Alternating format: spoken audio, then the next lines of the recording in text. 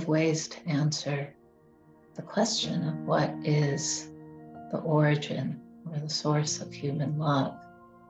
We could start by saying the source of human love is the source of all and everything.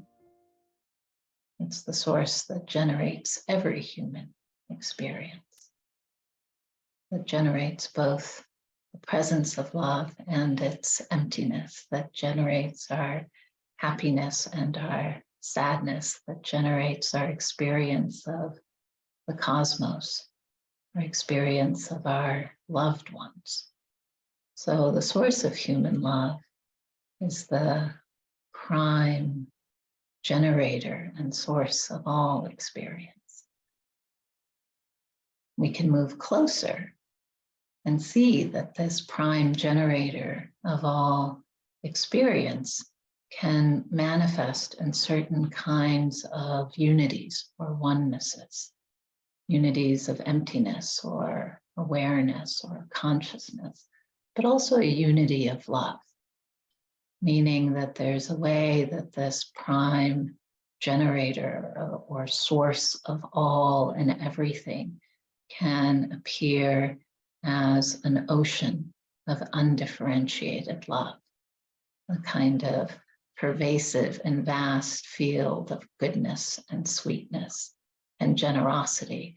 And we could, if we're coming from the perspective of the source, think of that as one step closer to the experience of love in the human heart. And from this ground or expanse of oneness that is sweet, that is good, that shows that everything is made of one love, we can differentiate even further into an individual consciousness from a kind of more universal experience of love to a local, more unique and specific experience. And here is where the human heart comes in.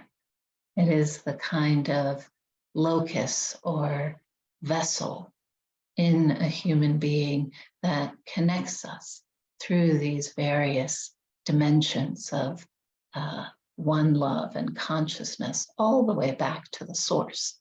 And part of how we work with the human heart and the experience of love in the human heart is to go from the outermost experience of love as an emotion, love as a kind of verb or feeling between me and my lover, or me and my child, or me and something I'm passionate about, me and music, sort of working our way back to what that is actually, what that feeling is, all the way back to the source, and really having this range, that human freedom, the freedom of the heart, is having the range from being deeply in love with your bowl of chocolate ice cream, all the way to feeling the sort of bottomless, infinite pool of love that's the source of every experience of love and other emotions. Another way of looking at love, where it comes from, which has to do with biological evolution. If we look at species, the more developed the species, the more closer they are to the mammals, and in the mammals, there's a sense of bonding that happens between the parent and offspring. Bonding that increases more and more, that appears later in the primate as an actual bond that when you see the monkeys or the apes, I mean, the way they relate to each other, the mother really loves the little baby, and the baby really clinging to the mother, and there's no separation between attachment and liking and one thing. They all seem to be the same thing. So human love is the development from that, you could say. It's like a continuation of that, and it is more advanced than that in the sense that we know there's more sense of affect to it. We don't know whether the animals feel the affect or not. but the humans feel an affect, and the affect of a sweetness and a liking. But also it begins with the baby and its caretaker, and we see that the bond, an important part of it, for it to be a healthy relationship that help the baby to develop to be more viable, surviving human being, and that there is love in the relationship. And when the mother or the parent is loving, the baby is naturally loving, responding. It's natural for the baby to be loving and liking, and it's hard to differentiate for the baby between clinging, attachment, and liking and loving. They're sort of inseparable at that time.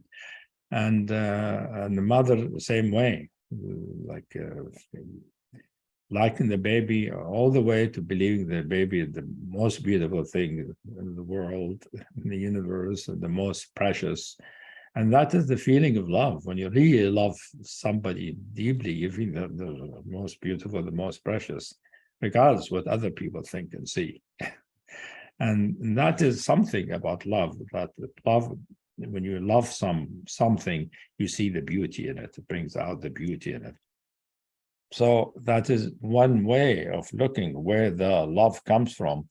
But still, human love, when we develop, we become adults and people love each other, or their family, or lovers, or spouses, whatever. Still, love and attachment are not separate, where love is mean loving the person regardless whether they're with you or not, because it's selfless. It's there in a human love, mature human love, but it is mixed with wanting and attachment and possessiveness. And it takes some kind of spiritual development and maturation to separate, differentiate the pure, what is really love, from the other instinctual and emotional things that are needed for survival and evolution. But in its own, love is something purer, selfless, is appreciating the preciousness of the other and liking it and seeing the beauty in it and the goodness in it.